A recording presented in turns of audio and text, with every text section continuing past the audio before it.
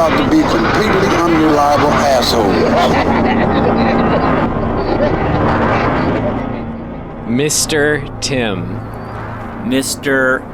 McDuffley. McDuffley. Hello, and you're Aslan-y, Yep. I suppose. As usual. Hello. Hi. Hi. Hello, Tim. What's up? Hello, everyone who is listening. Welcome to episode 85 of Dismembering Horror. It's the podcast show where myself, as you heard, Ryan McDuffie, I'm very McDuffly, and Myself, Tim Aslan Lee. we dismember a horror film every week, in fact, and to dismember it, why by that we mean we talk about what worked for us, what did not work for us, and anything we found interesting or noteworthy about a horror film. And I put emphasis on we and us because we are by no means purporting to be the final say. We are doing this in the spirit of friends watching a horror film together and who also happen to be filmmakers and look at things with that kind of analytical eye and emotionally involved being in place of just wanting the best for the films that we see. And I would look at it like we just want to see movies be good. Yeah. Well, Tim, part of the fun of this podcast is hearing what I say that could be said with much less words. So thank you for being there as my backup. Wow. Well, I'm so honored to that's my position here. It's a position I like to think I similarly got your back when you need it. Yeah.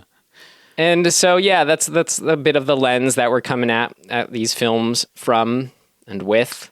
Today, we're shining that lens to a film from 1961, The Innocents, directed by Jack Clayton, based on William Archibald's stage play, also called The Innocents, and that stage play was based on Henry James's story, The Turn of the Screw.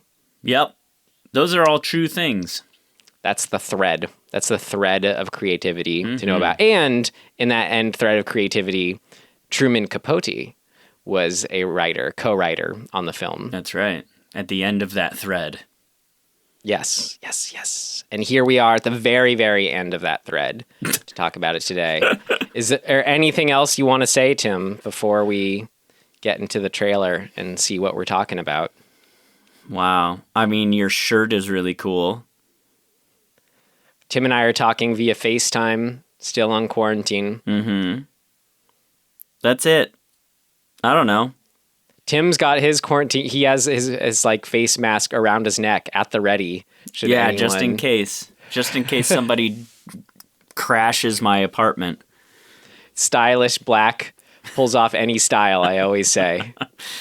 That's my goal in life, Ryan. Well, you've reached it since long ago. Yeah. Since forever and always. All right, now there's a little bit of a visual context for today. Yep. Both our sides. Let's get in with that auditory context for the film that we watched. Here's the trailer for The Innocents. There has never been a ghost story created especially for the adult moviegoer until The Innocents.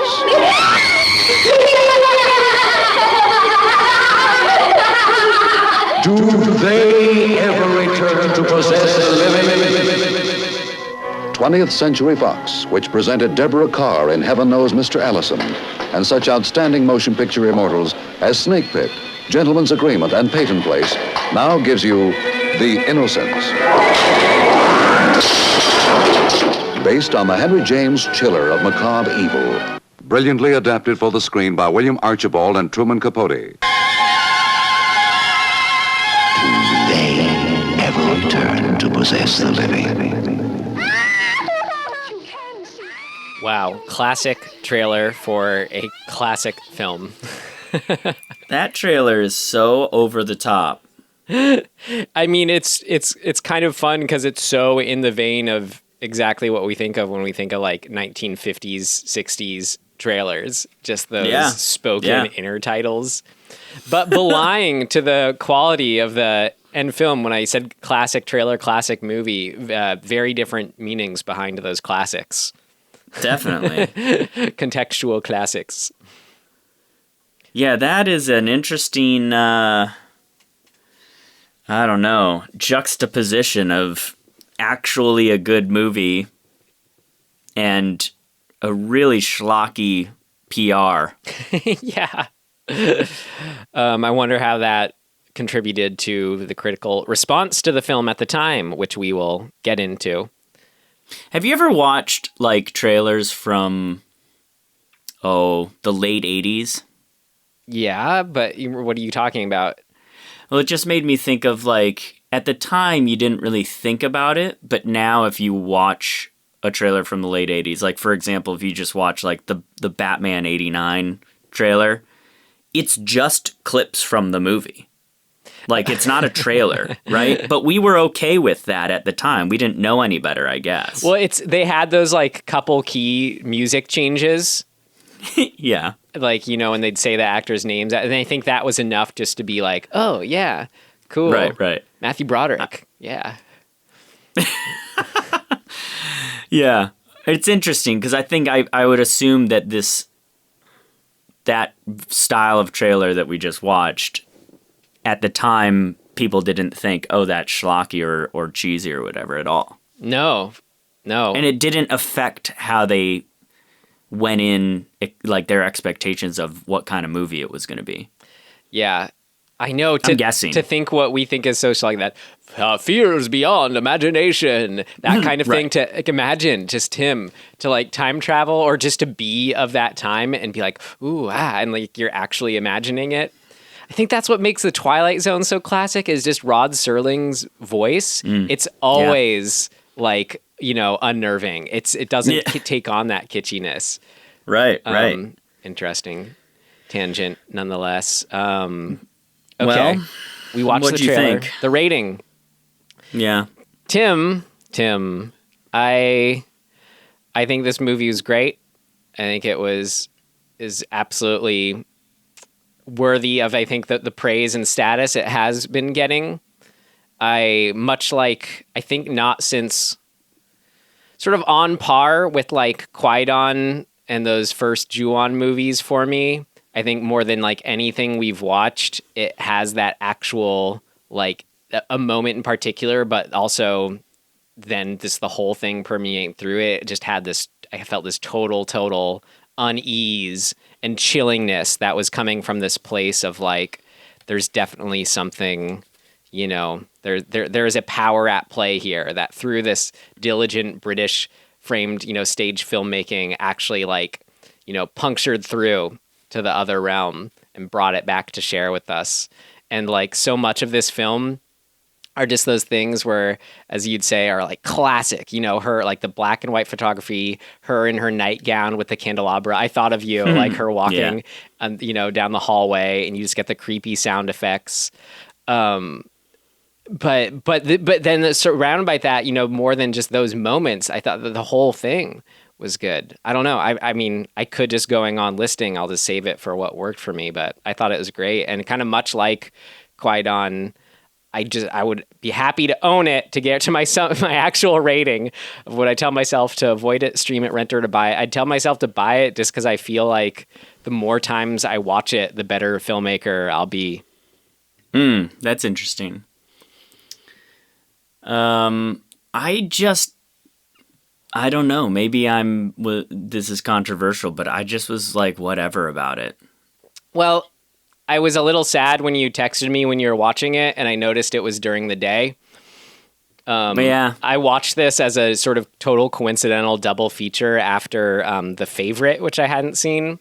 No, I haven't seen that either. It just kind of ended up being this, like, you know, stuffiness in yet large British aristocracy, countryside, manors, estates. Ended up being an interesting double feature. But boy, I was made sure to make this the second one since it was the nighttime horror film. And man, it creeped me out. That's interesting. I don't know. I think a part of it for me is that I actually just don't love this. There's two aspects. I'm not huge on, I've talked about this before, the haunted house sort of thing is not like my favorite thing. But I'm actually also not a big fan of like British manor, gothic kind of stuff. Yeah. It like I tried to watch Downton Abbey at one point, and I was like, whatever. And I think I've said this about other things. Like when I tried to watch Crimson Peak. Yeah. I just am like I don't know what it is that I'm not able to get in with, but I'm just not. And I found myself kind of intellectually being like really appreciating a lot of what's going on in the movie and yet not feeling invested or like interested ultimately in much of it. Totally, so yeah. I just ended up kind of being like, okay, like there it is. It's funny. And yeah. I guess because of that I guess that makes me a stream. Like it's for me, right? Like I think there's a lot of great stuff in the movie, and I think other people will probably really, really enjoy it. And I just was kind of blah about it. Yeah. Even though I'm totally aware of like the great things that exist in it. So it's a weird kind of whatever. I just was very whatever about it. Well, it sounds like it has room to grow, which often good films do as they sit with you. I'm kind of on the same page as far as like in general, like this setting, it's not like something I seek out or whatever. Kind of like though, what's the one that we watched? The other British one, The Haunting of the Hell House. Haunting of Hell House. Is that what it was? It was the other 70s British one. But anyway, so like remember, which actually, this is a thing of note, obviously, but the little Flora in this movie is Florence from that movie. Oh, whoa. Crazy. Yeah, it's just 10 years later. Funny. Or 13 years later, or something like that. Wow, funny. What is that one? It's Hell House. Yeah, anyway, but The Haunting of Hell House. Kind of like how that film, like I can get if you just like take away the stills and the aesthetics, it's just like pure classic doing this thing, of that setting, of being a haunted house story. Except, it just enough of the surrounding elements just were not good. And this one for me, it had all those, kind of similar, different classic elements, but then really was supported by an actual great film. And I'm not like the kind where, kind of similar. I don't know if I need to. Well, it's not the kind of thing enough where I'd want to watch a whole show on this setting, where I'm going to seek out all the kind of like haunted house English manor movies, or like watch a show on it. Like if I can just get it at its like kind of best, or like distilled, as I like to say, then I'm so on board. Yeah. Sorry, it's The Legend of Hell House. But anyway, so yeah, I totally agree. I'm not. Here's the thing. I kept just kind of going back to like, this is an allegory, or this is sort of interesting in its metaphor. Yeah. And in a weird way, I think that fact, or how sort of apparent it was to me, pulled me out of connecting to what was going on in the movie. This is really interesting because I think we view movies totally different a lot of the times.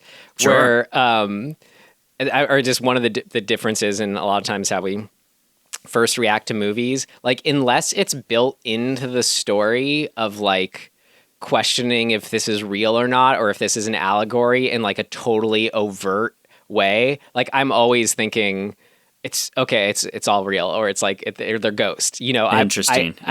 Only when the movie ends and I kind of read a first review or whatever, I'm like, oh yeah, oh of course. But it's just like it's always cooler if it's presumed to be real. It's always better Sure. to me, like, to read it that way. That's interesting. I wonder if that's just me being always looking at it through this sort of symbolic lens. Which is so cool as a thing that you can view it. I mean, then that just adds that whole other layer, which is puts up into the buy it for me, is that, oh my God, yeah, metaphor for sexual repression, blah, blah, blah. Like, then I can just go off to the race with that. But that's just building on this initial enjoyment I had. And as far as like, the haunted house thing, I realized I'm pretty hit or miss with haunted house things. As like, there will be key things that usually turn me off, that are just kind of specific to my taste, that will turn me off of them, which is like, is if the twist is that it's like a good ghost, it's like, I don't really care. As I'm like, okay, whatever, blah, blah, blah. Yeah, that's always kind of a thing that just the tropiness of haunted house movies, that it's so often the case that it's like, oh, twist, it was a good ghost, or oh, twist, the reason this ghost is haunting is because of some, wrong that was done. Yeah, it's like, if that's not coupled with like some really interesting character stuff, I'm like, who cares? Okay, well, I'm already just wanting to talk about how good it is. So can we move on to our summary so then we can move on to what worked? Sure. Okay. So, governess, whatever the hell her name is, Giddens. Miss Giddens. And I looked up governess. It does literally mean, I hadn't really heard the word before, but it's like literally a woman hired to teach and look after, homeschooled children. Sure. Yeah. I've certainly heard the term, but yeah, I never really thought too much about it. So Miss Giddens is hired by this businessman who's he's just kind of a douche. A man about town would be a polite way to put it. There you go. Yeah. And he has a niece and nephew that he doesn't want to really deal with, but he's super rich. And so he's kind of just confined them to this manor called Bly. Oh, so perfect. Yeah. And the last governess died. And so she's there to try and take the position, and he hires her, and he's a weirdo and kind of a creep, and is like, basically says, do not disturb me at all for any reason. He's like, just leave me the fuck alone. And so she goes off, and she's excited, meets the kids. The overall sort of vibe is that, like, the kids are a little off, and she does a little, kind of tries to sort of sort it out and keep a positive, face on things for the most part. But ultimately, when she learns that the former, what is he, groundskeeper kind of caretaker guy? I was hoping you could. I forget the exact story of who these two characters were, but they're two people who used to live there. He was the, what would you call it? Peter Quint is his name. Yeah. He was he's a caretaker. I think he's sort of the guy who just, makes sure the stables are whatever. He certainly looked like that. Yeah. He's probably, he tends to everything, right? Yeah. He's like the worker guy. So he tends to things. Right. Exactly. There's a bunch of employees there, right? There's cooks and maids and probably like groundskeeper type people and so on and so forth. So a bunch of them are still there, and Peter Quint, the former caretaker, and the former governess both died recently. And on top of that, our Miss Giddens learns that the two of them were having an affair. Or not an affair, they were banging, which is, probably pretty typical back in the day, but right? How did she refer to it? They were doing activities best suited for the woods or something like that, or things that adults do in the forest or that miscreants and do in the everything's forest. obscene. You know, when it comes to sexuality, it's all obscene. But but I think the key component that really spins her, head is that they were not hiding it from the kids. That the kids were basically witnessing Peter Quint and the former governess, Miss Jessel, banging, and that really spins Giddens' head off. Like, she just can't believe this, and she's like, God, the horror that must have caused these kids. No wonder they're odd and acting out and doing all sorts of stuff. I just missed that part, how perfectly on theme that is to this idea of the innocence and corrupted innocence, and sort of the idea of kids being like, there's things they shouldn't see. Like, is our idea of kids being innocent, how much does that actually extend to reality? Because they also contain all that is evil. So, and we'll get in, we'll I think dive deeper into all of those layers. But ultimately, which I said once before, Miss Giddens just starts to unravel. Like, she is seeing specters of these two dead people. And so that, coupled with her, what would you call it? Sort of the tightly wound nature of the reality, the story of these two, with actually seeing them, she just loses her shit.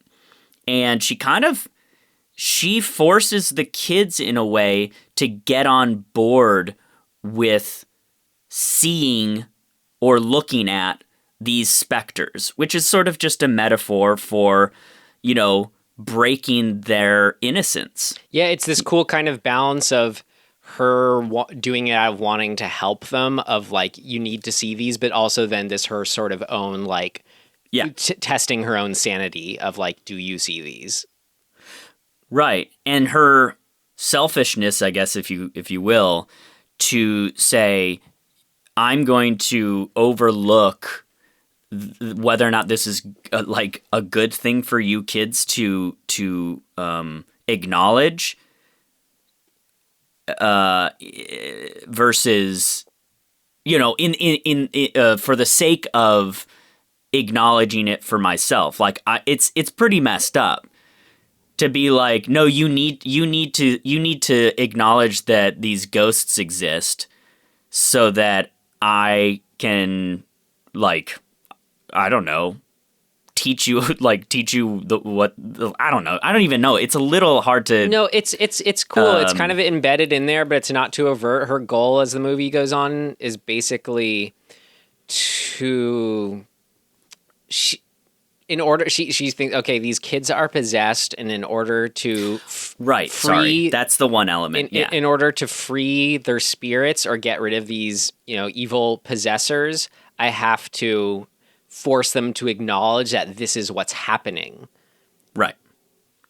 And well, not even that this is what's happening, but that's what they saw. They witnessed these things, to acknowledge that they have, seen things that were obscene and inappropriate for kids to see. So it's a very weird kind of, it's cool. It's like, because it's double-sided. It's like, you're making a kid acknowledge that they saw a thing that they shouldn't have seen. It's like, if they don't want to acknowledge it, then, it's kind of an interesting philosophical debate. Well, kind of perfectly metaphorical for the whole stuffy British aristocracy too, of just where it's like, exactly, so much is being spoken underneath what is spoken. Just that very phrase, like, activities in the woods, like whatever, right. On every level in this movie, it's sort of about keeping up this veneer of pleasantry, perfection, beauty, but at the expense of not acknowledging what's underneath. And so it's that very feat that she has to pull off in relation to the kids, getting them to acknowledge these specters and this situation in order to save themselves. Yeah. And it backfires, so that's cool. Yeah. Oh, it was cool. I don't know. That's the movie. Great. Yeah, this big place, Bly Manor. Huge, huge, huge. Yeah, I had that creep where it's like so many of the rooms are like just that hide and seek scene. Oh yeah, we gotta talk about that. yeah. I forgot about that. Anyway, let's talk about all that and move on to our first section. How about it, Tim? Yep. All right. What worked? What worked? What worked for you? What worked for you? It worked like a charm, Smith. What worked? What worked for you?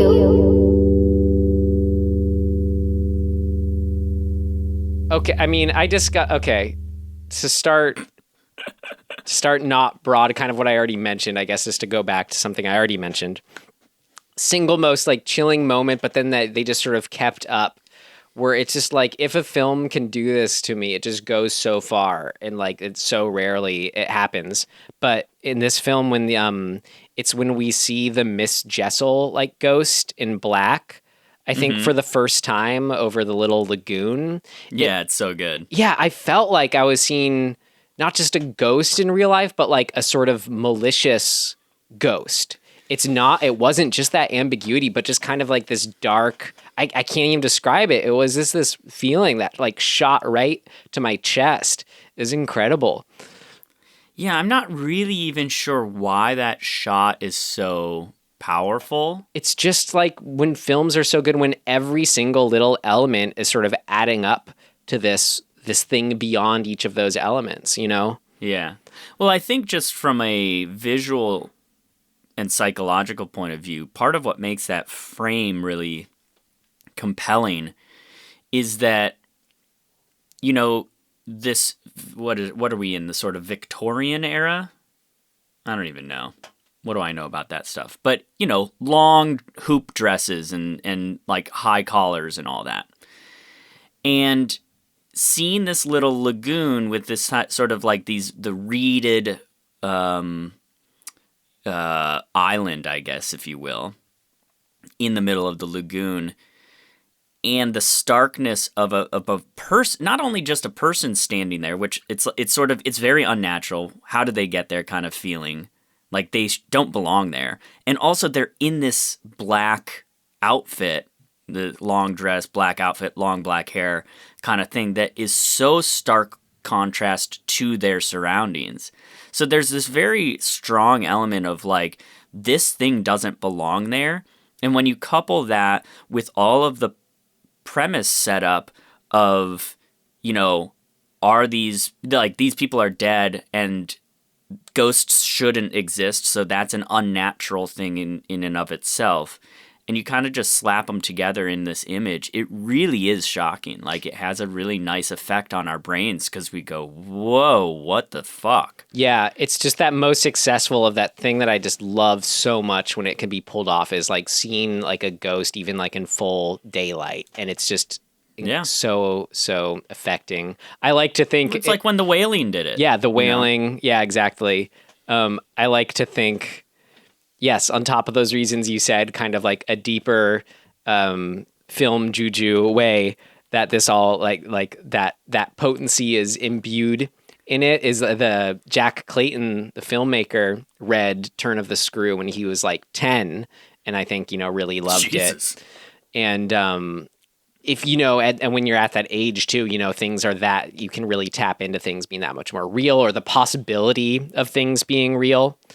So I just like to think that impression, that power behind it, you know, stayed there bubbling until it had its chance to sort of, come to fruition in this film. Yeah. And yeah, you know, this is maybe this is tangential, but I think it's related. There's always to me been something about the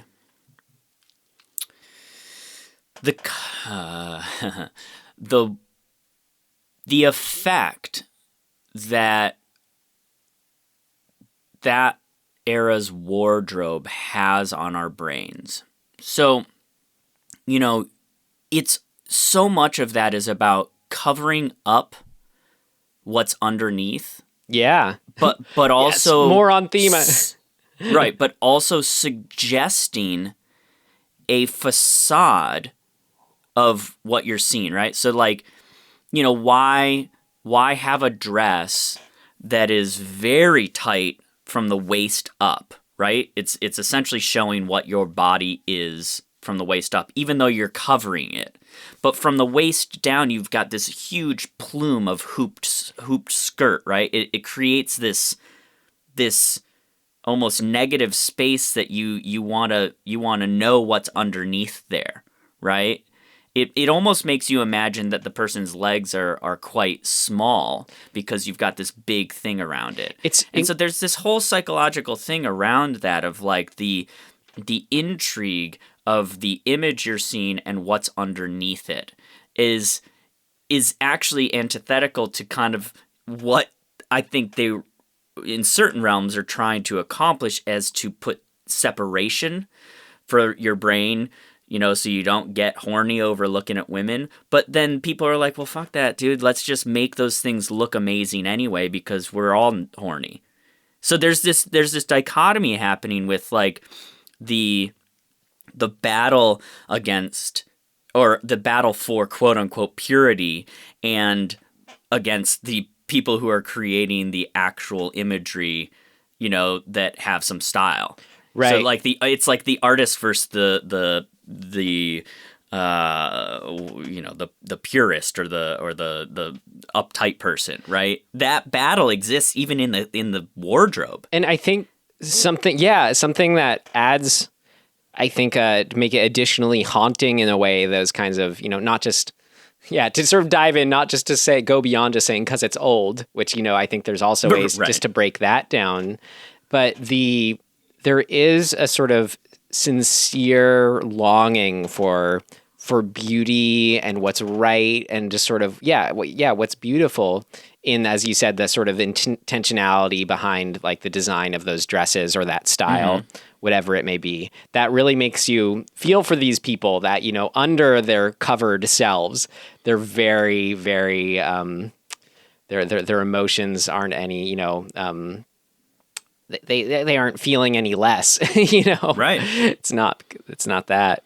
Well, and the whole movie ends up kind of being, a version of that, where it's like this battle between acknowledging emotion or feelings, whatever they may be, sexual or otherwise, feelings that we're told we're not supposed to acknowledge or we're not supposed to feel, and then trying to find an outlet for having felt them, because that's what we do. We have feelings. Like, whether you want to or not, you're going to have feelings. Well, and I like that battle. I mean, I think that really is the crux of the whole, story that is most compelling to me. Well, Miss Giddens is pretty overt and sincere, though, in that she says, I just love the children so much and I just care about them. I'm only doing this for your own good, kind of thing. Right. She believes that. But, so does... There are lots of people who believe firmly in a seemingly just cause, but they can't see past that. Right, like pray the gay away, whatever, like... Right, yeah, I mean, stuff like that, where it's like, yo, you gotta step back a little bit. Just a little. Like, come on, guys. Can you imagine, Tim, to go to pray the gay away people.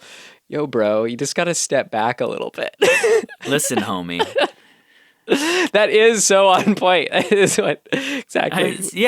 But I think watching, that's why we watch the movie, right? That's why the movie gets made.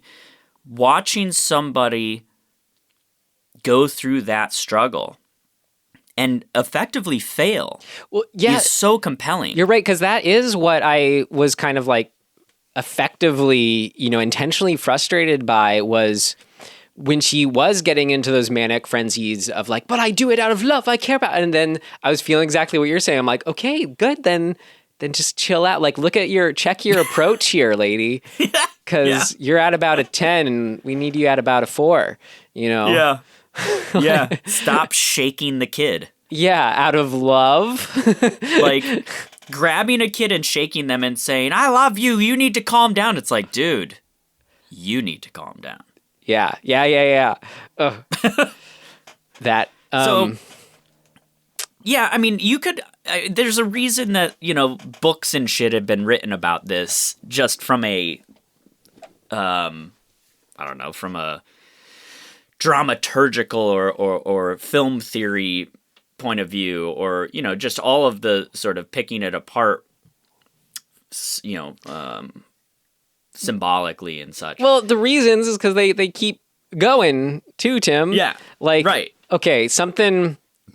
As far as just like where films, paranormal, supernatural films, I think like a key part is imbuing it with ambiguity in that just pitch perfect way, where it's not like the bad kind of confused. It's more like either, like the good kind of confused, where it's maybe there's like a more torn feeling, or if it is like I don't know what's going on, it just somehow it's intentional, so it's just hitting you the right way. But just looking at all the ways that manifested, the one that kind of really got to me was, I don't think I'd seen before, because you have like the Bad Seed and the Omen, where it really does feel like these kids are just kind of creepy and there's something off about them. But this movie, it struck a really incredible balance where those kids, they were kind of creepy, off-putting, annoying, kind of making us sympathize with that adult position of like they have their own world. What are they whispering to each other? But at the same time, they, like, when needed and you could tap into, I'm not like a huge fan of kids or anything, but I could still feel that like that feeling of like paternal wanting to like, oh, but they're just kids, and here are their moments of their innocence where it feels like you have to do what's right for them, and they aren't totally evil. They aren't a lost cause that are pure evil. Like I can still sense that goodness. Like I kept what was the name of the Mrs. Gross, the other main woman in it? Yeah, something. Yeah, Mrs. Gross. Yeah. Yeah, Gross. Yeah. See, I kept feeling for her too, where she was just so forgiving of them and be like always just seeing the best in them. I'm like, that is a valid side to this all too. And so little in kind of a creepy kid thing did I see that kind of ambiguity, or just kind of that done so at all, let alone so effectively. Well, to piggyback off of that, I think one of the key successes of the movie is splitting this line down. The kids are weird and are products of their environment, and this kid, Miles in particular, is potentially possessed and evil, possessed by an adult. And the line between those things is so thin. And all it takes is just the idea being presented that something's wrong with him, and you're off to the races. And what I mean is, if we had no context that he's a bad kid, we didn't know that he got kicked out of school, we didn't know that there was this former groundskeeper or caretaker that died and was a sexual deviant, or whatever you want to call him. If you didn't know any of that context and you just met Miles the kid, you would draw a pretty basic conclusion. You would be like, he's acting a little bit like a precocious kid does when they're trying to be adult.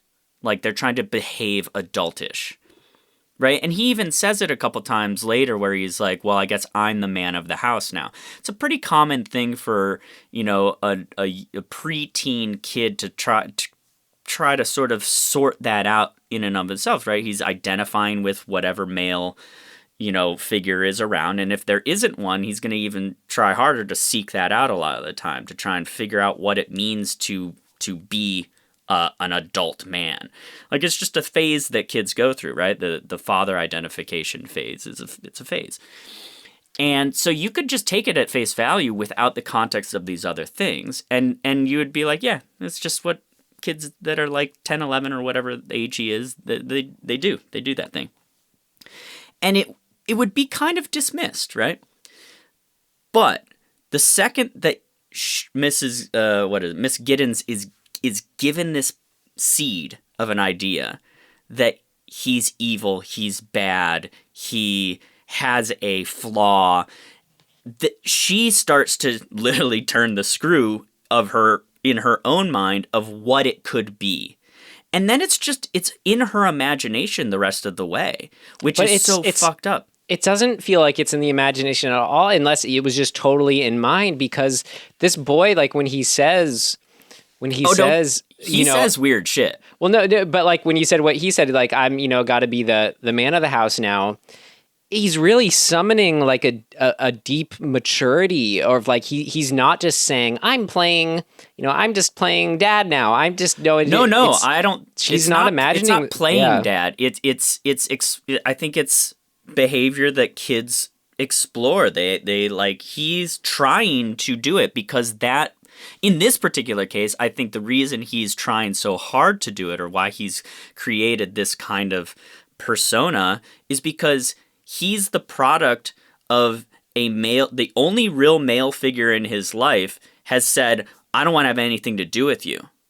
That leaves this sort of void for the kid. And he, I think as a result, the character is written to really be trying to seek that out and be that thing that he doesn't have in his life. That's a pretty complex idea, but like, I think it's there, and I think that's cool to have, because if he doesn't have that, she doesn't have something to feed off of with the idea of like, is he possessed, right? Right. But those two things together feed off of each other. Well, that's what I loved. And I love that. Right. I will, again, coming from the standpoint, maybe I'm just like her, where I'm just totally, this is all the thing, I get the idea playing in my head, and then it's off to the races.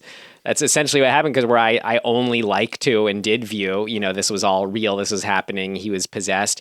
But like, I think the sort of thing that made me buy into that, as the movie really telling me like, oh, this is going on, was to bring it as far as what's, probably the controversial kiss scene, where I thought it was a really, really cool scene, just because of the idea of like, okay, while she can sort of let these ideas go to her head, like what's kind of like probably the, I don't know, most effective form of nonverbal like communication, sort of intimacy, kind of being told something that's, pure instinctual about the person you're with, or about the person, what they feel of you, whatever.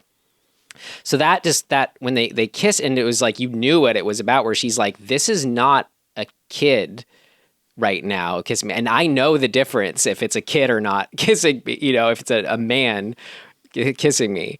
So I don't know, maybe that was just one of the examples where it's like, okay, I could just be like her, just crazy reading into it. But I took that scene really as like a valid, like, oh man, this is how she knows, even though she can have doubts, it's how she deep down knows. Well, I think that's what I mean when I say this is the great success of the movie, is that it is presented in a way that makes us also, the viewer, go, holy shit, is he possessed? Yeah. We go, man, maybe she's not crazy. Maybe he is fucking possessed. I mean, I'm watching a horror film, right? Like, and that's what I mean when you get that seed going. They're supporting it, but at the end of the day, you definitely can back off from that and go, actually, no, I mean, he could just be being a kid and going through a phase. That is very possible. And to me, the ending sort of, I walked away from the ending being like, yeah, he's just being a kid, and her insistence on all of this made up shit drove him fucking crazy. I mean, she effectively killed him because she had to, like, she believed a thing so hard that it broke the kid. Well, that just plugs me into this idea of ghost and ambiguity of like, if there's something to them where it's like, you, for whatever reason, since this is all just, could be, nature beyond our understanding, some people like, it's not just that, like we like to come back to our grudge theory. If sort of an intense thing happens, it leaves beyond this imprint memory of some dimensional imprint memory, whatever that may be. And that is the thing that the ghost is. But just that, depending on your sort of sensitivity to that or sort of predisposition to a belief, is also has to do with how your ability to see these things at all. So I don't know. I'm just trying to now look at it of this different lens of like, okay, well, what is, if you're saying that, well, what is there's the in between too, where she's seeing them and they're there and they are not there. Yeah. I mean, I think it's because that's what's so good. There are facts. If you just laid out the actual facts of what's happening in this story, all of that stuff does add up to really fucking a kid up. So you could take it just at that level. The fact that he's been relegated to not having parents, he lives this sort of life of isolation, he's been exposed to adult things that you as a kid should not be exposed to. It fucks you up. Well, now, but you can also he's messed up because now he's further messed up because he's possessed. Well, I'm saying if you take the supernatural element totally out of it, okay. all of the factual things that exist, without not even putting the supernatural. You're like, stuff what is on the top of court's view on it? Yeah, of what happened. All of those things in and of themselves will fuck you up and make you act not like a fucking healthy kid. That doesn't make you a bad kid. That just means you're a product. It's causality. Yeah. Right? Like that stuff led to a particular state of being for this kid before you even enter into the realm of potential supernatural stuff. So I think that the cool thing is it becomes this sort of debate, like where you're going with it, of like, well, who's to say what of those influences are just sort of, bad for the development of a kid's brain, and like, how do you define that as, just circumstance and the effect being just circumstantial or, malevolent, like that there's a larger force at play here. Right. And lots of people make that argument all the time about the world. It's like saying, oh, it was meant to be. What the fuck does that mean? Right? From a certain point of view, I generally go, that means, like, people who say it was meant to be, everything happens for a reason, all of that, I'm like, I don't even know what that means, like, a lot of the time. But they construct things from that point of view. It's not to diminish that, I just don't look at it that way. But, like, you have these two things at play all the time in this movie. Well, that is the question. Right. Well, okay. Wait, what is the question? What is real, I guess, or what's the sort of the driving force of this? Well, what I was trying to get at is I feel like I don't want to say wrong or right, but I feel like those are aside the point to ask, like, it's fun. Yeah. What's sort of on face value fun about these movies, that ambiguity is because you're going between, oh yeah, it's either real or it's in your imagination kind of thing. But I'm like, no, but isn't there that other option that's probably truer, quote unquote, of like, the actual answer is it's both and neither. Yeah. That's what I think is so fucked up and interesting because you have to ask that question. Yeah. That the movie is forcing you to and not answering that question. Yeah. Which that I think is what makes it so cool. It's like, a guy I know, every time you finish a movie, he goes down this like rabbit hole of like, well, what do you think happens next? And I'm like, I have no idea. That's the point of the movie, is that we don't know. And he's like, well, I think it's this. And I'm like, okay, cool. Also, it could not be. It's purposefully left ambiguous so that you wonder about it. there is no answer. But some people they gotta have an answer. And that's cool too. Like that if you're the person who needs to have an answer, great. I mean, I come to my own conclusions about this movie of what I think it could be, but I do not by any means think that there's a certitude around that. That like, oh, it's definitely this is what the director or the storyteller's like but it's so much was. cooler if it's ghosts. It's always cooler. Okay, that's fair. It could be ghosts. I think here's the thing. This is quintessential to why I like horror. Because the best horror to me is the stuff that says it could be ghosts, but if it's not, that's it, like the fact that it might not be is just as horrifying. I'm having to sit with that one there. Because what I mean is and the things that I like and stuff I want to make, I want you to feel like it could be supernatural, it could be malevolent, it could be this, but it's more that the possibility that people are just fucked up is just as compelling or, applicable. Tim, and that's the horror to me. And coming like people do horrible things and the effects are horrible, and a lot of people spend a lot of time trying to assign meaning to that. And I think what's horrifying in the world is the idea that sometimes there is no meaning. It just is the result. People do fucked up things. And you could backtrack and say causality-wise how it happened or why it happened.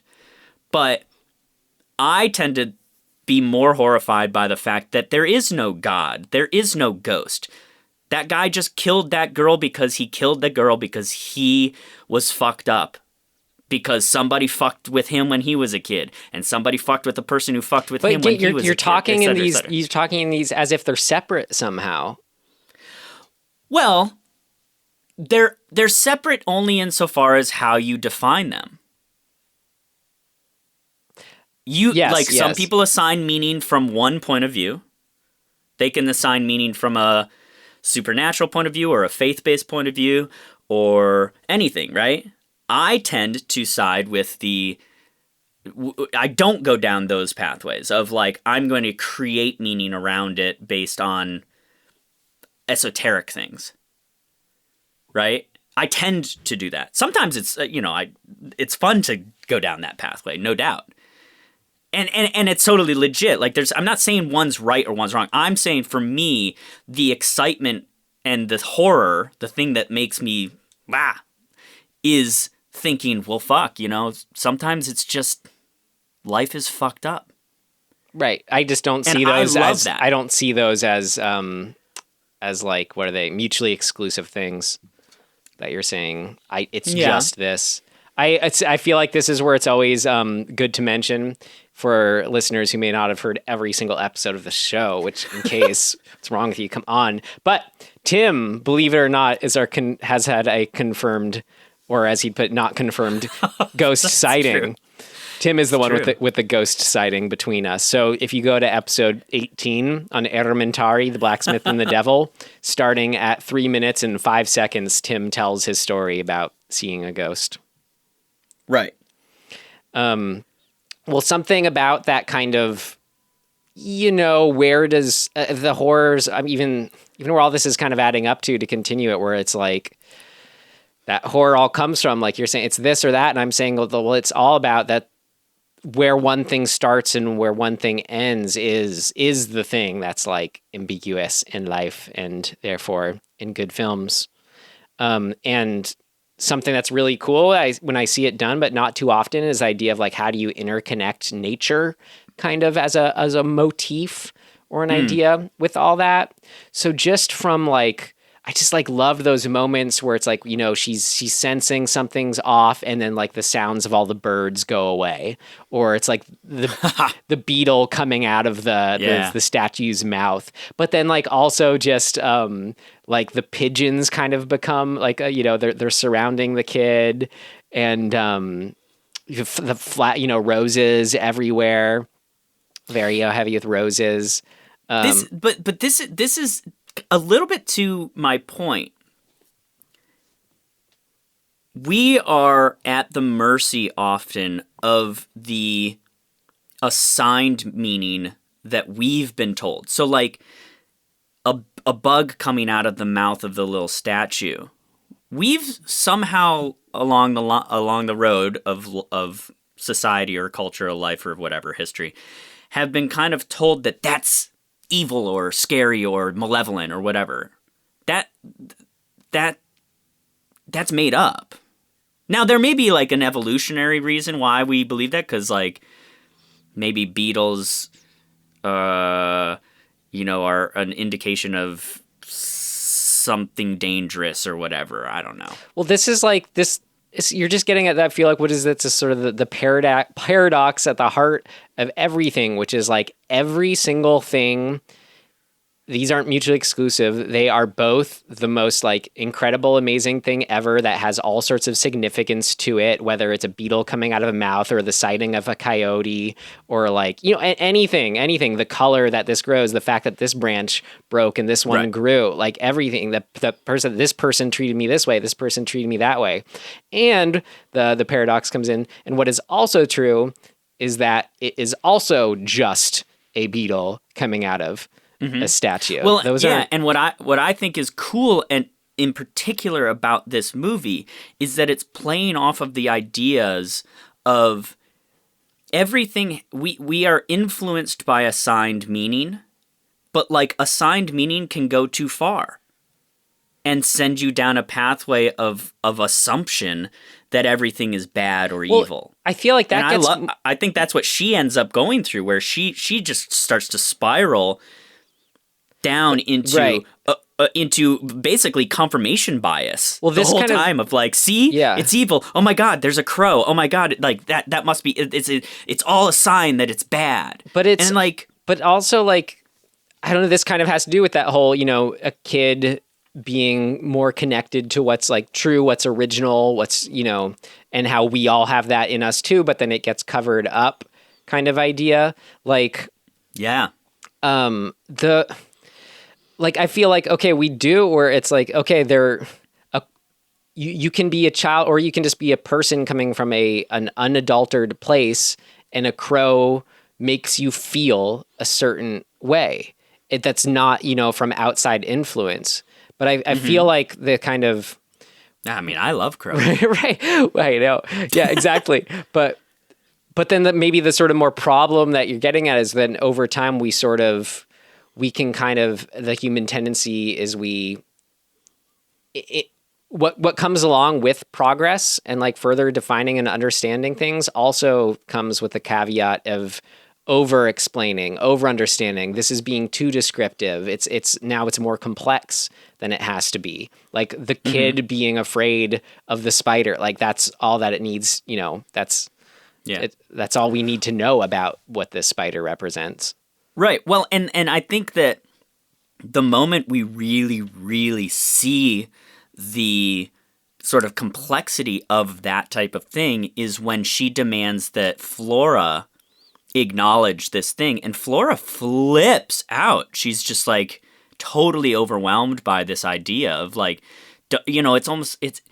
it's left vague enough that you don't really know what Flora thinks, but that the hammering of you have to fucking see this thing is really messes her up, regardless of whether or not she does. It got to me that horror, like thinking of the character Flora now, where getting that sort of the paradoxical kind of outlook that she has, that why it gets out of horror is when she's like utterly content. I think the boy says too, it's like, all I want to do is just to live here forever. And I love it here kind of thing, where you see, okay, that's, the kind of the truth that you want to get of it. Wherever you are, whatever your situation, you're making the best of it. You can always find room for play. You're accepting your given circumstances, approach every day with a freshness and childlike wonder. But then we also know what's true is like, ooh, but there's a whole world to see, and life is about growing and going beyond your horizons and da da da da da. So but she's a kid. She doesn't have that perspective yet, right? But she embodies it though, as far as just. She's always, looking, she's always being genuine from, in her interactions, despite her possible possession, as far as when we're viewing her as a kid. It's like the idea of the possession, then I think it poisons Gideon's ability to just like let them be kids. Yeah. Yeah. Well, and then which is so good, because that then becomes antithetical to the idea of protecting their innocence. Right. It's like, dude, because you're she's fucking like, up. when I love it when it's the shot of like the two kids are whispering to each other on the way into the church, and she's like, "What do you think they're talking about?" And then the woman's like, "Oh, kids things, kids like, stuff, not kids stuff. No, they're doing like this and this." Yeah, exactly. Yeah, all of that the spiraling is just brilliant. Well, that specific fear of like the quote unquote like the child's world too, that kind of connects to like what I was just saying, as far as we're all born fresh, unadulterated perspective to things, and to get back to that, something that we've lost is a really healthy thing, to be able to say, okay, in that kid-like place again, that goodness of being able to say, I'm making the best of my circumstances, giving people the benefit of the doubt when I first see them, seeing them, the good in people. But then that fear comes from, and that's what's interesting this movie plays on, is that somehow we're programmed, again, like, to be programmed, exactly. Where like that belies this idea of no, to function, I have to I can't just be that, which is true too. But it's just, oh man, we're talking paradox. I'm just going in loops appropriately. Really. Yeah, because it's the same. Yeah, there's this idea of like, children are innocent. We don't want them to lose their innocence. We know they're going to lose their innocence. And somehow that's bad. Like, it's just a thing that happens to all of us. Now, you could do it in this case. They should not have been exposed to sexual stuff as kids. That's not good. But it happened. You can't take it back. And Giddens tries to like reverse it. And that is the flaw, right? You cannot reverse it. Once it's gone, it's gone. You got to just continue to protect and have like healthy boundaries around a kid and let them, process it. Right, and grow. You can't take it back. Yeah, and grow up like just because they are growing up. Right. But she really tries, and I think that this, you can look at it from the point of view that she constructs all of her fantastical things because she has to, in order to it's pathological. She's creating this answer to them losing their innocence, when all you should just do is let them be kids still. Yeah, but not if they're take it back. But not if they're possessed. Fair enough. Well, that kind of gets at the whole possession angle too. It's cool. It works in that thematically similar way to what Get Out was about in the end. Of like, we're talking about sort of a preservation of youth and how that inherently, that can't happen. Everything ages, everything dies. But that's what sort of gets creepy of these stories, is the idea that can be averted at the expense of someone else's life, though. Right. They may be it's like being John Malkovich too.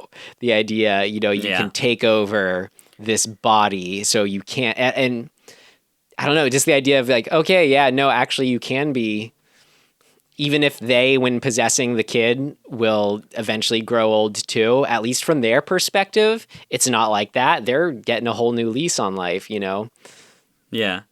I just think that the way that this movie uses Giddens to go after this goal is brilliant. She's effectively... It's really ironic.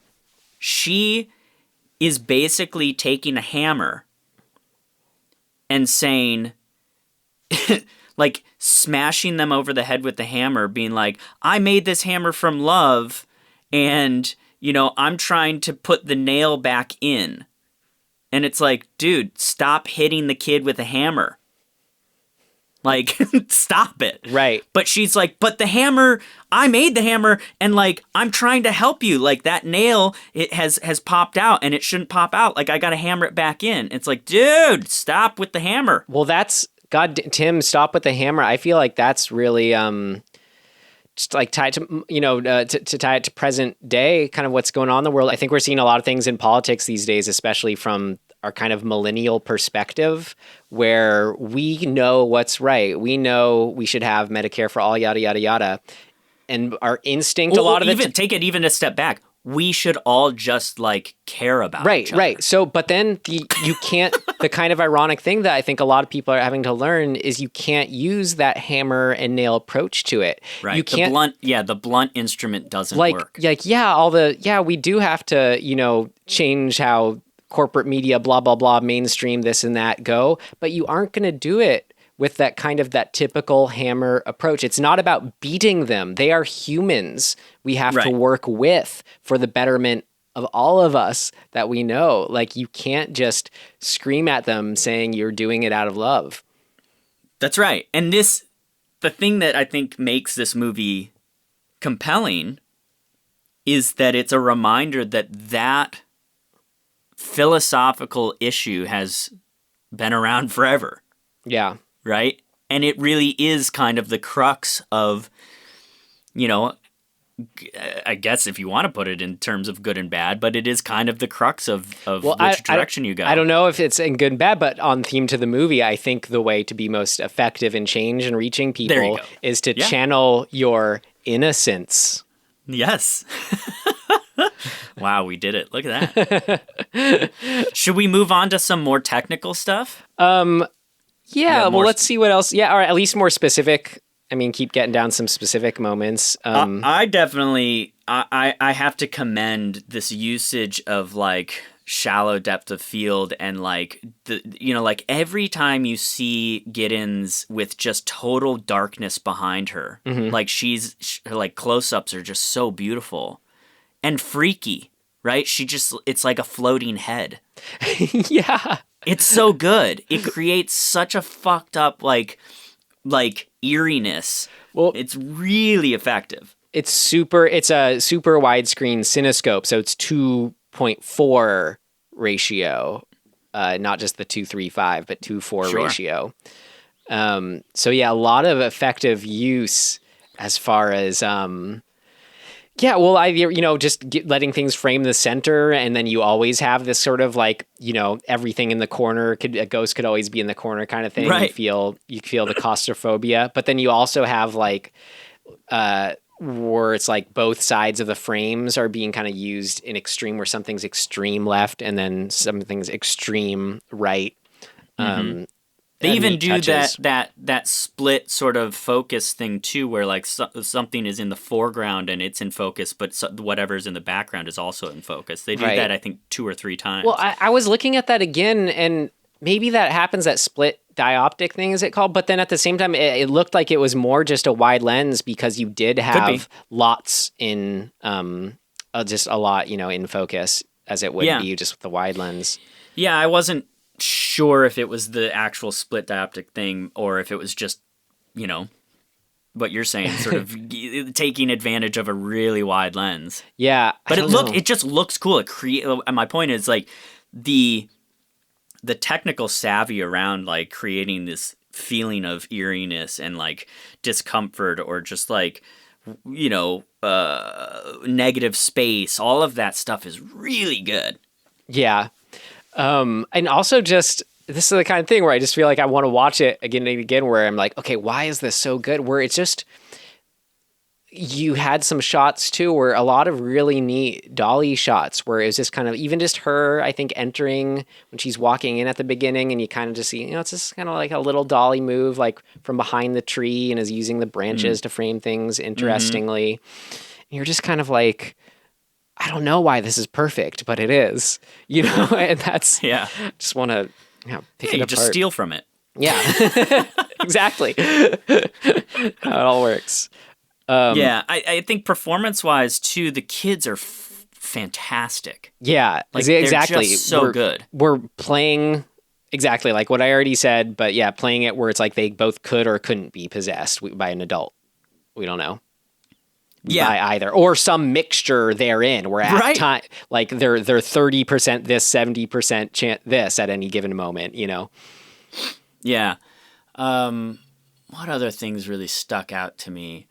The music. Right. I guess this is an editing music thing, but I think like this is right up there with 2001: A Space Odyssey for me as far as I don't know what you'd call them, opening pre-title overtures, where you don't see it much at all. I mean, even in older films, I feel like, I haven't seen tons and tons, see what else is out there. But to have there's an era that... I mean, I've seen them in musicals where it's a literal overture, Sure. But it was just a one song overture kind of thing that's played throughout. But before the 20th Century Fox logo came up even, you had her, the little girl... Flora, you had, I'm guessing it was her singing this song that's kind of like the theme throughout, whether it's being played on the music box, he's playing it on the piano, she's singing it a bunch. We hear like, it sounds like a ghost is singing it too, the ghost woman. Yeah. But just, Tim, that like kind of reminded me of the opening of Oni Baba, where it's just, like the hole in the ground is all we see, and then I'm just chilled through the whole thing. Or like same with Qui-Gon, where it's the opening is just these painterly, swirly things. And I I'm love just, that stuff. Oh my God. And then it just immediately puts me in this other place where I'm susceptible, you know? Definitely. So good, that opening. Ugh. Yeah. I loved the part where the Miles, the little boy, won't let go of her neck and is basically strangling her. Oh my God, yes! Like, God, it was like, dude, stop it, kid. This is like, I don't know. It was scary where, just the read on it where he's some troubled kid or he's the adult, again, kind of acting out. Oh, but either way, it was chilling. Yeah. Oh, yeah. I love that shit. Mm-hmm. I'm with you. Like, I don't like kids in movies in general. Hey, I never said that. Well, I mean, I'm just saying, like, in general, I don't love movies with kids in them. Yeah, there's a difference between not being a fan and disliking. Fair enough.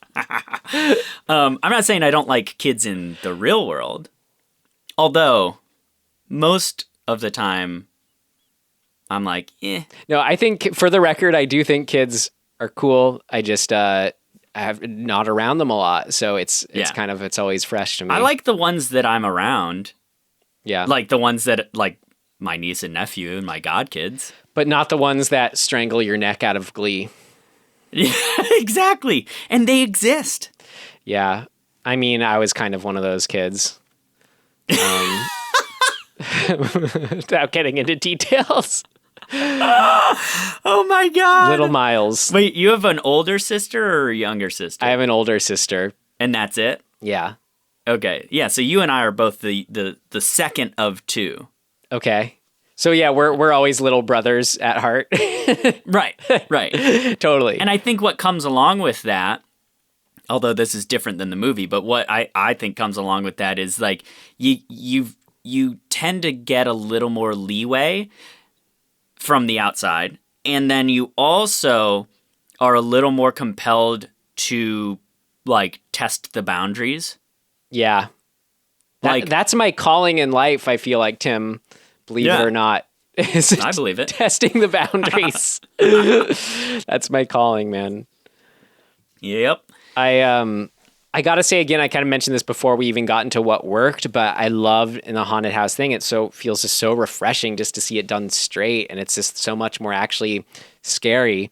Is when the ghosts are actually sinister, and like whether we get that from how like the context of their story, where it was like they say something like about them when she's describing seeing one of the ghosts, you'd feel pity for her or him if it felt like they were capable of having pity themselves. That kind of thing. So it's like that just description of how they look and felt. And then just their casting and visually too, and the way they're used, or how they're lit, how he's really you know, good. they do that classic like floating up thing, you know, and again, like I said, that first main chilling scene, but also throughout when we see him up on the bell tower area, whatever, when we see her throughout, even when we see the one walking in the sort of the end of the hall, you're just like, oh, there's evil coming from them. It's not just that kind of safe, you know, distanced ghost ambiguity. Right. Yeah, I really like when she sees Peter Quint for the first time. She's there. It's during the hide and seek scene, and she's hidden behind the tapestry, or a curtain, whatever. And he comes up from outside the window, and when she, you know, yells and Mrs. Groves shows up and she describes him, she says something like he had dark, black curling hair, and Mrs. Groves says, was he handsome? And she goes, yes, very handsome, but obscene. You know, it's like you see her getting actually like excited and, you know, attracted to him in a way, and immediately shutting it down. I mean, I just read that more as like getting excited over there's actually some recognition on Mrs. Gross's part too, you know. Sure. But I think that there's really smart nuance in that writing. And, you know, like making it this thing of like, you know, dichotomy between moments. Yeah. Like quick dichotomy. Like I can say this, but I have to say the opposite. It's reflective of her character. Right. Definitely overall. An on point, on theme line. Yeah. I just love all that stuff. But I agree with you. The arrivals and the imagery of the specters is really good. Yeah. Like when Quint is behind Miles, like over his shoulder. I think he puts his hand on his shoulder at one point, and it's just fun. It's really quite eerie and unpleasant. Oh yeah. Right. But I think because it also does this other thing of like, we've established that he's, you know, malevolent and also in life was a creep. Mm-hmm. And when you see a creep putting their hand on a little boy's shoulder, it sends, you know, the hairs up on the back of your neck. You're just like, no, fuck this. Yeah. It's super effective. I love, do you remember the nightmare dream scene where it's like all the different images superimposed, where it's like the children whispering to each other and she's like in the middle of it all. She's like seeing everything. That was, I loved that. That was up there for me with like the Rosemary's Baby nightmare dream scene of just kind of classic nightmare dream montage. I don't know what else to say about it. I got in the things of note, it was kind of cool hearing them say like the processing house had never gotten anything like that before, and like how to stage it. They had to take like a blank piece of film and then just mark the ins and outs for where each shot would start and end, kind of thing. Whoa. But regardless of those, what it entailed to do at the time, I thought it was very affecting. I loved also the example of just some editing that took me by surprise. That was really affecting. Was when it's the woman ghost, Miss Jessel, when we see her Jessel up in the classroom attic space, and when our gal Miss Giddens first walks in, it does this like. There's this kind of like 3 or 4 like rapid cuts like between the two of them that just felt like almost sort of not out of places and not appropriate, but just sort of like we hadn't seen much like it in the film yet, but just sort of was that aggressive cutting that made it feel like it was all of a sudden just in your face, or just, I don't know. It was really effective and unique to that moment. There's also I think there's this other moment that's kind of the opposite of that, where toward the end, it's when Miss Giddens is like packing and getting ready to go into town. She's like getting ready to leave to tell the uncle what's up. And she goes into the classroom and it's a follow shot. So we like follow her in and we pan across the empty desk, and then we follow her so that we lose the empty desk. And then she turns and we come back around and the desk has the female ghost in it. And it's I'm pretty sure it's a continuous shot. If it's not, it's got a really super sweet smooth edit in it. But I think it's one shot. And it's just, and then I believe we lose we cut then, I think, to the reverse of Miss Giddens seeing the ghost there, and we follow her to the desk and the ghost is gone. And it's just there's a seamless, like really eerie seamlessness to the ghost being there then gone then there, or whatever it is. It gone then there then gone, I guess it is. But it's so smooth and just the execution is amazing, to be quite honest. Yeah. So shit like that, because then that's when she finds the tear on the desk. Right. Oh, that was so great. Which is kind of that perfect moment of like, oh shit. See, again, physical evidence. I was just on board. Oh, they're ghosts. Right.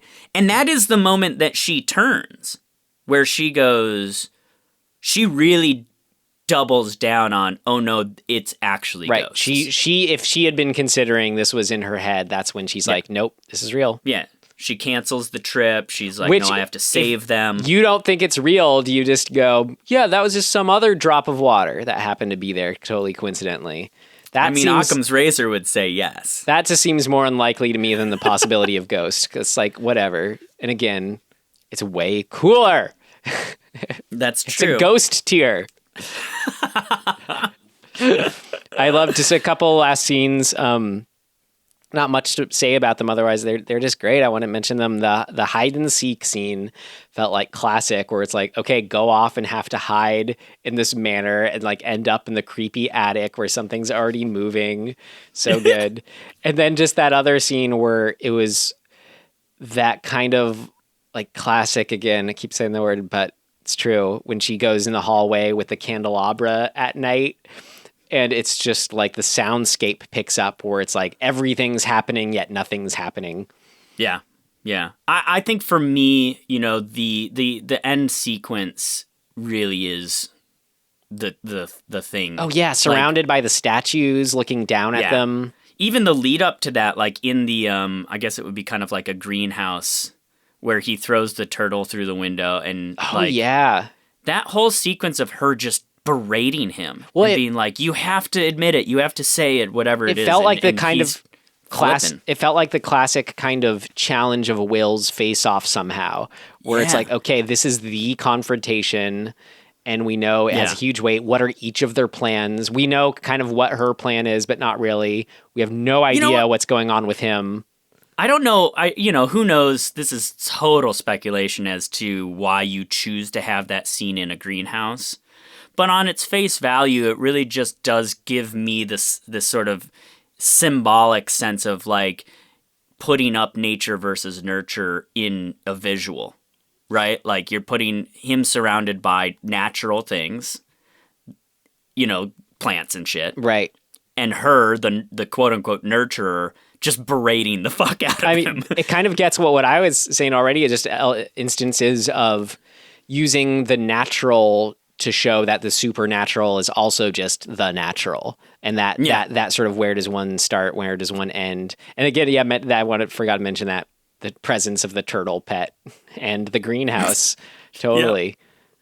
Yeah, but you're right. I think that the circle of statues it's pretty brilliant. Like just from a very simple standpoint, being surrounded by a circle of male statues looking down on you is pretty powerful. And the angle that they shoot when they put Quint up in place of one of the statues, and you're looking really canted and down over his shoulder to them, is a crazy shot. And look, it just looks amazing. Yeah. And then they cut to, they replace him with the statue with the same shot, which is cool too, because you're just like, what the fuck is real, man? Right. Well, that's the question with these films as we circuitously dove into. Yeah, there's another paradox for you. Yeah. How do you circuitously dive? Ah! Well, we just did it. And I'm kind of using this transition to I got nothing else if you're good to move on. Yeah. Great. I mean, it could go on, I'm sure, but hey, this is what I had. It's great. Yeah, that's right. All right. Next section. What did not work? It's not ready yet. Seems to work okay. No, something important's missing. What did not work? Well, sounds like maybe you had some more first viewing thingy dangies, but just to get mine out of the way because it's super particular and quick and silly, this is, I don't know, old movie in a bad way moment, I guess, of just over explaining something too much. We've been talking for a while. What's the word? Exposition. Thank you. When it's really like, this is another one of those like telling clue moments. It's so cool when they go to the church and she sees Flora putting the flowers down at Miss Jessel's grave. Oh, and yeah. like we literally see Flora doing it, but then when she walks over, when Miss Giddens walks over to pick up the flowers, like we get it. You know, it's okay, great. She saw her do it. It was Flora. They did it. We just saw it. Yet she goes when she picks up the flowers, Flora. Like, oh man, you just actually made me think of another symbolic thing that we should have mentioned that is brilliant.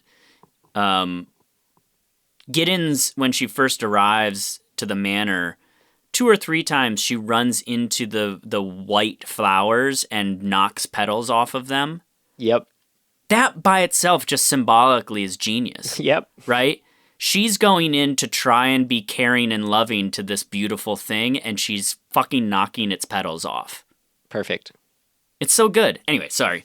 I should have had that written down.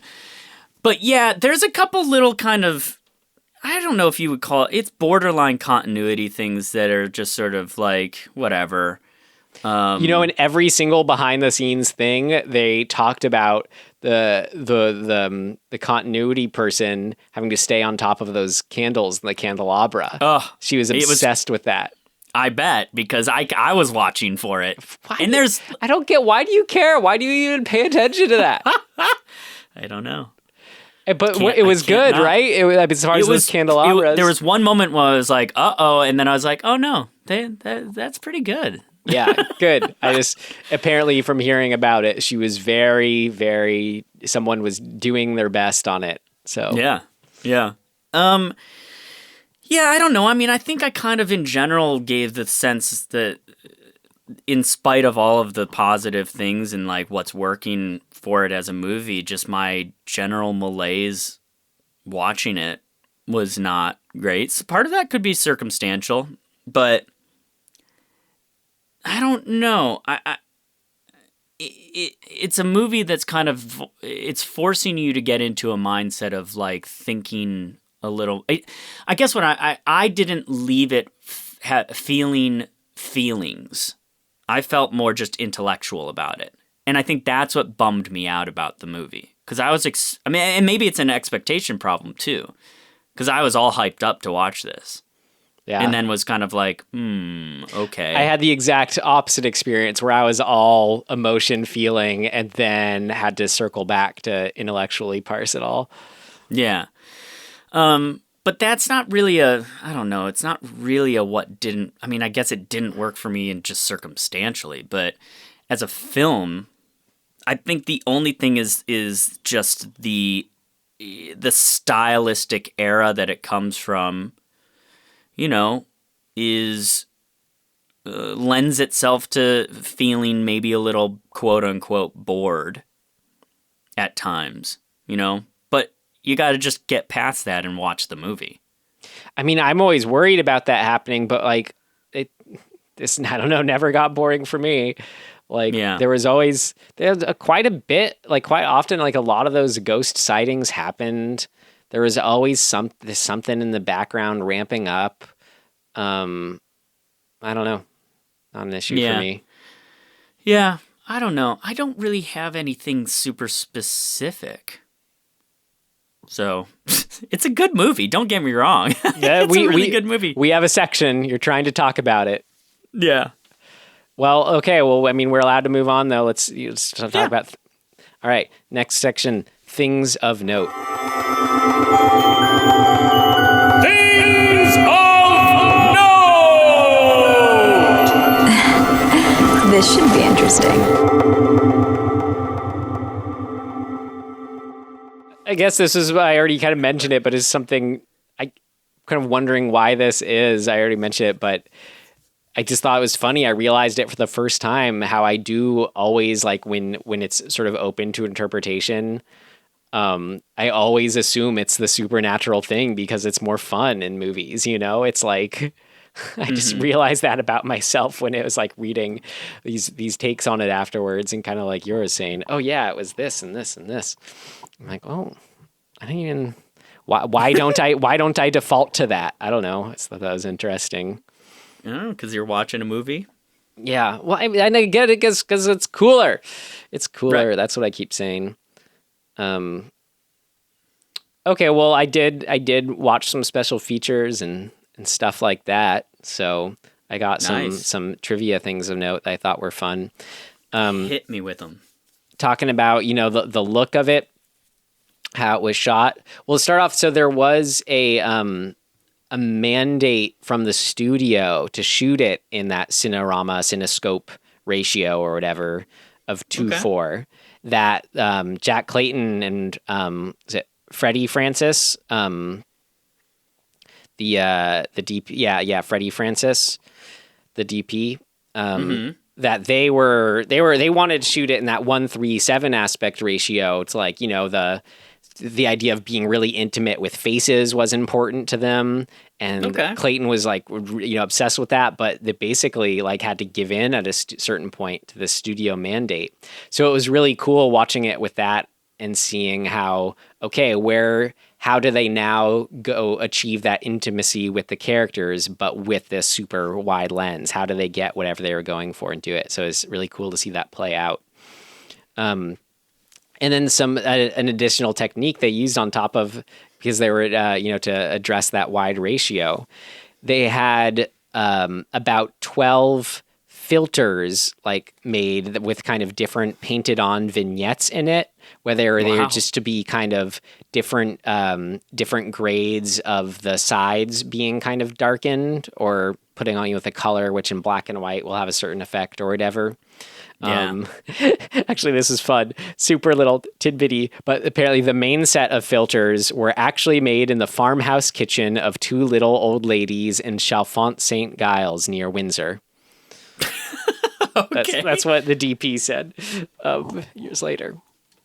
So they had those that were made ahead of time, and then some that were made kind of on set as they were going. Thought that was really neat. Yeah. I don't know a ton about Truman Capote. I mean, I know he exists. I saw the movie with Philip Seymour Hoffman in it. I've tried to read In Cold Blood. That's about it. People always thought they had me pegged by the way I am, the way I talk. That sounds more like the dog. Yeah. What is that dog's Droopy name? Dog. Droopy. No, that was always. I always said I do my Philip Seymour Hoffman as Truman Capote impression is just to do Droopy Dog, and that was the line from the trailer. People always thought they had anyway. But I do think it's interesting. It makes me kind of want to know a little bit more about him and his writing. He also wrote Breakfast at Tiffany's, right? Yeah. I'm pretty sure that's right. Co-wrote? I don't know. So, he's interesting. There's, who knows how much of the final script was actually his. They kept saying a lot of it was, as far as you can find it, with those touches of like that line of, oh, look, the spider eating the fly. It's beautiful, whatever. Right. I mean, it really, regardless, I guess, the language is quite awesome. And I think it's interesting to me to see, I don't know, like, do we experience that now as much where films are written? I don't know. It's just a different thing, but it's really cool to see, I guess, is what I'm getting at. Yeah, it's especially if you were more familiar with his work to kind of know how it's all how he's permeating through it. And it is it's a style. Like it's very clearly stylistically, written. And I appreciate it, I guess is what I'm saying. Just that you've got this particular style of language coming in and it's super effective and interesting and, artistic and poetic and many layered. And it's like, shit, dude, this guy's good. It makes me want to go read some stuff of his. Do you want to hear the name of my new novel? It's called In Cold Blood. Brilliant, isn't it? That feels like that's like the version on Looney Tunes that they would do when they would have celebrities on Looney Tunes. Or Animaniacs or whatever. Yeah, exactly. Another thing from the biography of the cinematographer, the DP, Freddie Francis, is fun. Just little tricks that they did too. I never would have thought of. He said, quote, there was an enormous garden set built on the stage at Shepperton. Okay, so the movie, it had those exteriors, but all the interiors were set at Shepperton. Yeah. Well, and I think some of the exteriors that are right next to the house, I think that a lot of that was a set too. Okay. Well, it said you can kind of tell. It's got a little bit of a setty feel to some of those shots. He said there's an enormous garden set built on the stage at Shepperton, and to highlight the trees and foliage, I had one side of the trees and leaves painted silver and white to create a false highlight, which was far more effective than working with just the lights at our disposal. The look gave the scenes in the garden an otherworldly feeling, if you like a supernatural look in daylight. That's cool. Yeah. It was fun, when I was reading about the continuity person trying to stay on top of those candles in the candelabra. I'm like, what? Do you just have tons of candles? It shouldn't be that sort. They actually had a very limited supply of candles because they're custom candles with extra thick wicks because you had to have the flames bigger in order to light the scene better. I will say I noticed how much smoke is coming off those flames. They were burning hot. I'm just like I just took it as it was a nice period touch, just that. Right. I don't know, bigger flames, old candles, sure. Right. That's cool. I thought it was interesting. The critical reception upon release was that the art house crowd thought it was too showy, and then the hammer horror crowd thought there was not showy enough, not enough gore or whatever. So it was only you can never win, right? So it was only as time went on, it's taken on its positive place. I noticed here that I guess not surprising at all, but I had mentioned before Crimson Peak was influenced by this. I still haven't actually seen it. I'm so curious. I feel like I need to give it another shot. I gave it 40 minutes probably, and I just was I'm so bored, and I turned it off. I'm excited for you just to rewatch this one in a few years, maybe. Yeah. In a different setting, whatever. Mm-hmm. In my gothic mansion that I'm going to own then. Yeah, exactly. I like the idea of you having a gothic mansion, and when you walk in, it's exactly the same as your apartment now, but then just bigger. You rebuild your apartment you have now inside of a room in your mansion. Yeah, and I'll be also now just be laying on my carpet. Yeah, here's my old apartment room. Oh my god. I didn't have anything else, Tim. I have one thing that just I didn't realize until we watched the trailer. I always thought is her name Deborah Kerr or Carr? Because he says Carr. It's spelled Kerr, it looks like, but he said Carr. What the hell? I always thought it. So according to the trailer voice guy, looks like Kerr, sounds like Carr. He must be right. Yeah. Deborah Carr. He wasn't just had that voice. Deborah Carr. Yeah. Well, it made money, so that's good. Yeah. Great. Cool, man. All right. Well, I think that's it then for the Innocents. Yep. Should we move on to if we have any recommendations? Totally. You got anything? Yeah, buddy. Okay, so Haven't heard of it. you know how much I love my Curse of Oak Island treasure hunting show? Yeah. I went to stream it. They air it and then it's available for streaming, just after the airing.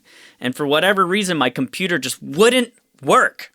And it wasn't allowing it to stream. It kept telling me that my token was invalid, which I don't understand and I feel very insulted by. Tim, you have an invalid token. I mean, really? How? So I was getting very frustrated because it's on the History Channel. So I'm on the History Channel's website. And I'm searching around and I'm like, well, let me see if another show on their channel or on the website will play. And I'm looking at it and I discover a new show that just aired the first episode on History Channel. And it's called The Secret of Skinwalker Ranch. Oh my God. I want to watch it. Do you know about Skinwalker Ranch? I know all about Skinwalker Ranch. Dude. Skinwalker Ranch is one of the coolest, weirdest things ever. Yep. It's got it all. And so Exactly. I'm not gonna explain it because it is the deepest of deep dive It's holes like you can get into. Aliens, werewolves, dimensions, evil, occult stuff, like everything, right? Like Yeah, everything. There's, plasma balls and lights and like electromagnetism. It's never ending. So they have made a show that some rich dude bought the ranch. Perfect. And for the last, I think he bought it in 16 or 17. It's kind of what we always want from these supernatural things is like just a crazy rich person just to like, Yeah. try to do it. Dude, it is off the fucking hook ridiculous. Like, they're obviously playing some stuff up, like the producers or whatever, but the guy that they recruited to be kind of the lead is a former, he's an astrophysicist, and he's a really interesting character. He actually was on an episode of The Curse of Oak Island. He's, he sort of specializes in problem solving, but like broad, conceptual problem solving. So he's a really interesting guy, and they bring him in. The premise of the show is that he's been brought in by this rich dude to help investigate what's going on at Skinwalker Ranch. And so you got this kind of, he's an outsider and he's getting informed about all this shit, and he's a bit of a skeptic. The faces that he makes when people bring up crazy ass shit are so good. Like the lead security guy gets into like an argument with him about digging holes. He's like, you can't dig on this property because bad shit happens. And the lead guy looks at him like, huh? What the fuck are you talking about? And they like get into an argument. It's so good. It's such good television. And there's only been one episode and I am literally like dying for more. So that's mine. The Secret of Skinwalker Ranch is on History Channel. I can see you being so excited when you see the new episode, just like not being able to click fast enough. It's amazing. Well, I don't know if anything's going to be as good as the last movie I recommended, The Beach Bum, but something has. I've been getting through Kelly Reichardt's films, and she's incredible filmmaker. I'm just discovering her films. She had that new movie like First Cow come out. Is known for recently, Meek's Cutoff, Wendy and Lucy, and the one I've seen Wendy and Lucy. That's good. Yeah, the one that I want to recommend, I think came right before Wendy and Lucy. They're all great. Really recommend if you haven't seen her movies, just get through them. But Old Joy is the one I want to recommend, Ed. That's been my favorite so far out of them.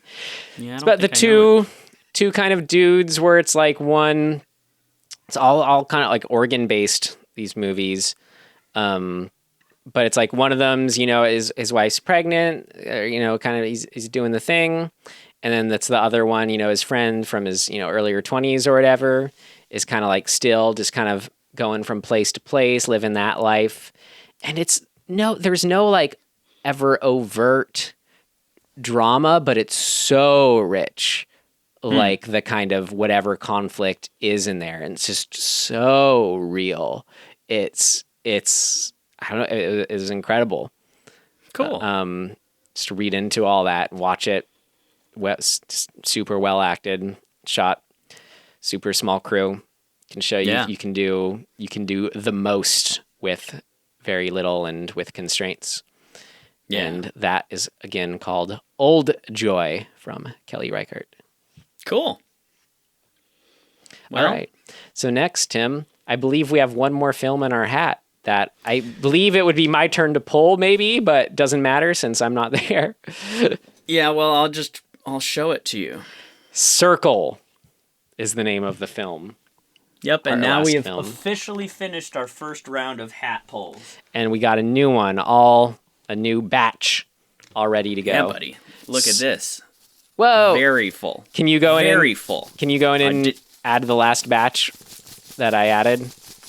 Not yet, but I will. Okay. Great. I gotta print it out. Circle. Well, I'll mention it next time. Who recommended it? Anyway, cool. Look forward to watching it, as I always do. Until then, you can find us at dismemberinghorror.com. And anywhere else, Tim? Oh, all those social media places. Instagram. Well, not all of them, but Instagram, Twitter. Email. You can Gmail us. Is that a thing people say? Gmail me. Gmail us at dismemberinghorror@gmail.com. I'm going to start it. It's a new thing. Gmail me. No, don't email me. Gmail me. Then you don't have to say that it's at gmail.com because it's implied. Oh, so I'll Gmail you. What's your? Oh, right, yeah, it's Dismembering Horror. Yeah, it's Gmail. Gmail me. Okay, great. So yeah, Gmail us, and I think that's it. Thanks for joining us. If you enjoyed this, we ask you to please tell a friend. That's our big ask to you.